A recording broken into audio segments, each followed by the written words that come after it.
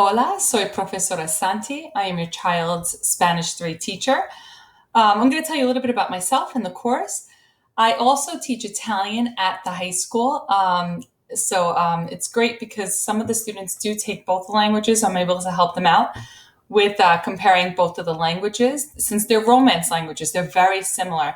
Our school is lucky enough to offer the ability to have both of the languages, or even three languages at the same time being taken. And since they're all Romance languages, they're easy to understand and to learn. Uh, I also am passionate about languages and culture, and I want to share that with the students. Now more than ever, it's important for the students to understand that there are different ways of doing things, and there's no right or wrong, it's just different. So the way that we do something is obviously going to not be the same in all over the world. And I lived in Italy for a long time, and I visited a lot of the countries in Europe. And it's important to be able to share that with them. So I'll have stories every once in a while that I'll tell them about, how they do this in Spain and what happens in Italy and the school systems in Germany. And again, for them to be able to understand that's part of learning a language as well. Um, I know that we're in a unique situation. I'm sure you know that. We all know that, and we're praying that it's not going to stay this way. But with that being said, I don't have 2019 goals in mind for your students. I'm not going in expecting that they're going to learn exactly what they would have learned if we were in that same type of school setting like 2019. So I have 2020 goals in mind, and my 2020 goal is to have students feel comfortable in learning a foreign language, to have students feel happy in the classroom and at home while learning. So if you ever catch me on the video, sometimes I'm a little bit silly or dancing or jumping around and loud. I'm sorry, I'm loud right now. That's how I am. Um, but I do that because I do want the students to feel happy in the classroom. Because with that, when they're open and when they're willing to learn, that's when the learning occurs. So we want to make sure that that's their first goal. It's again, the students probably feel a little bit anxious. This is all new to them. You're high school students. It's not like my son who's in kindergarten. For him, this is almost what school looks like now.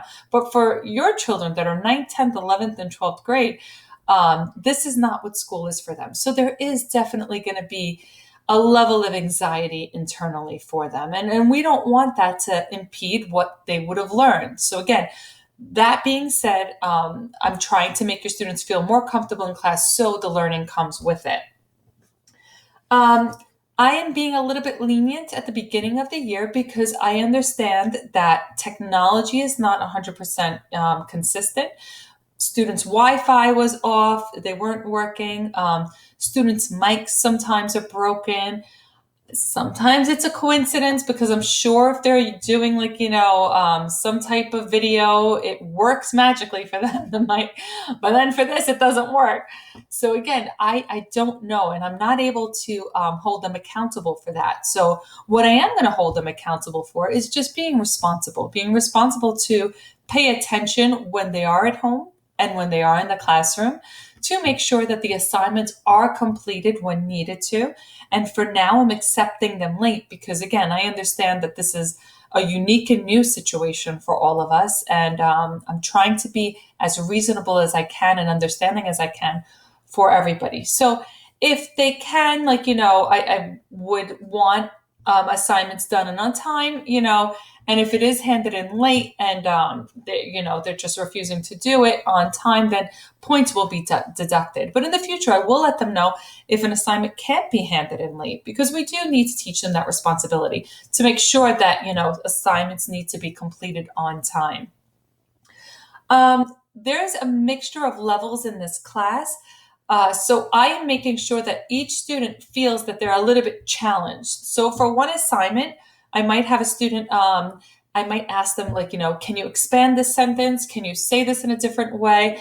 But when it comes to assessing them and to do tests and quizzes, they are being assessed like every other student, because that's what this level is. It's a Spanish 3 class. So they do have the opportunity in the future, and I want them to know too, that they can move up. If they're showing me that they're a motivated student, responsible, doing a great job, like really high scores on almost all of their tests, an honors class could be in their future. And that's something I don't want them to feel that they can't work towards. They can always work towards being in an honors class or taking a college level Spanish class as a senior and getting the college credit for that.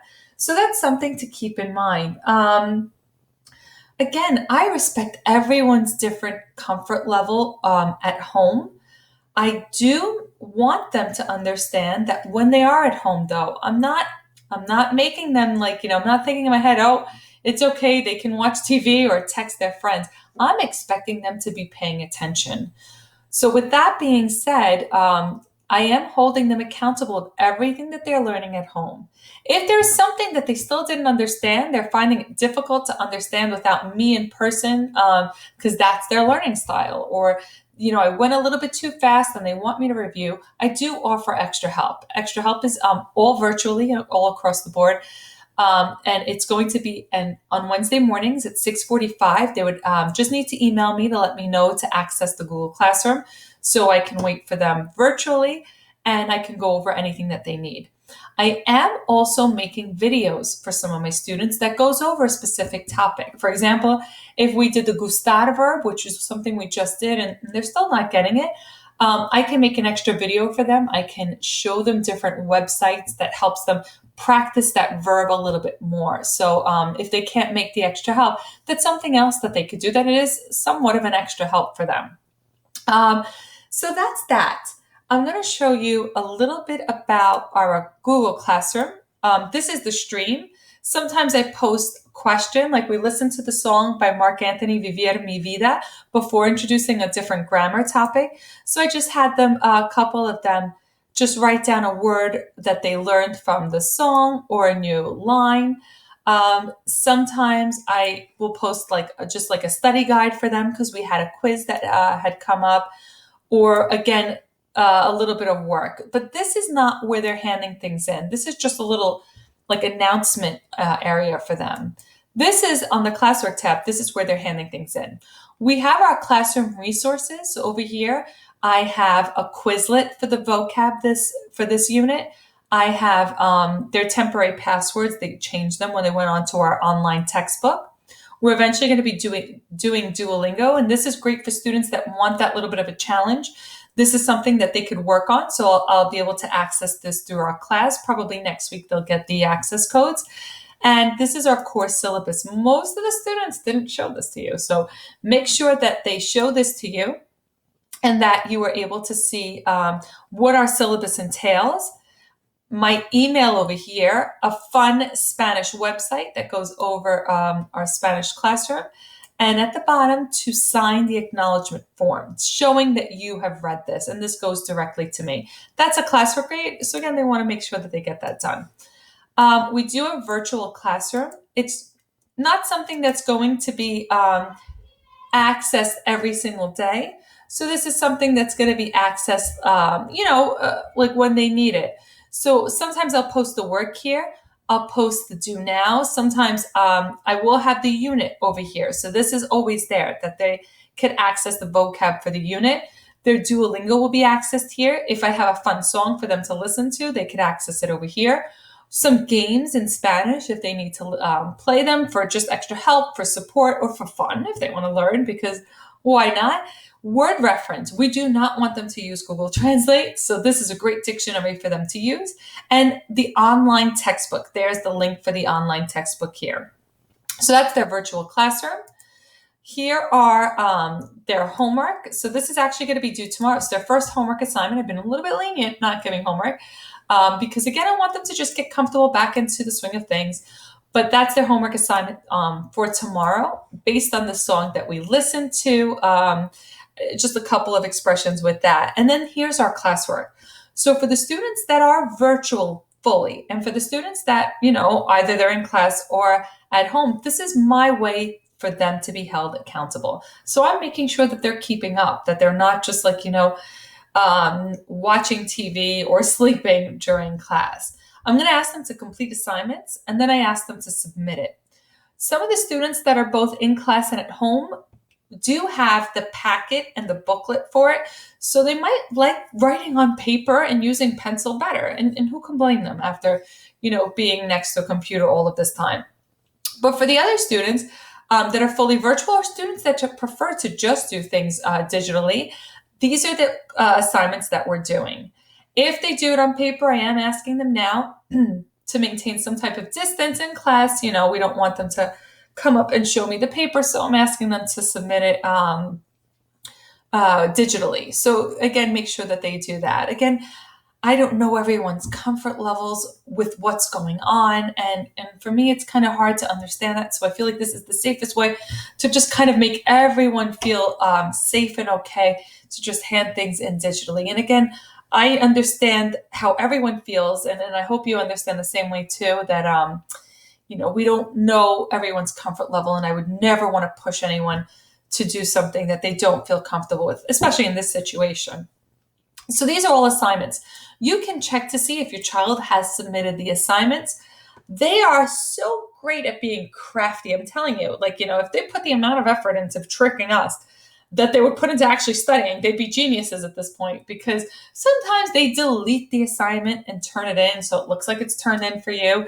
Sometimes they don't do anything and just turn it in. So you want to click open that assignment and make sure that they are turning in work, that there's work attached to it. So that's why sometimes they might tell you, I turned everything in. But, we noticed that when we started going remote last year, that they were just turning things in without actually completing it and thinking that, they were going to get away with it. But we want them to learn. That's the whole point. We want to see what they know.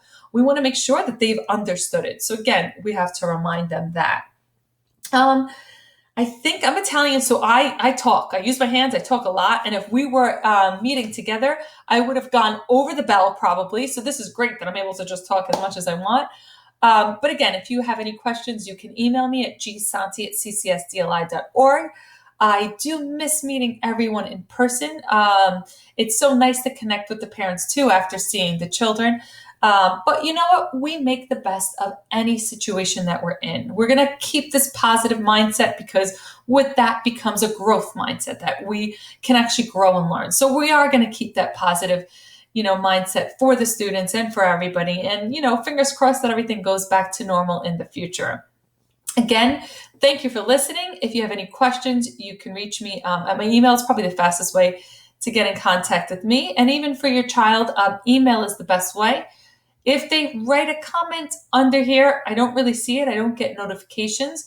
So emailing, I do get quickly. Another quick thing, please go over with them how to email, because it was so funny during our remote learning. I would get the whole entire email in the subject line. So we want to make sure that they know how to write the subject and then know how to write a nice email to me if they ever have any questions on anything. All right, take care. Adios a todos. And again, if you have any questions, let me know. Adios.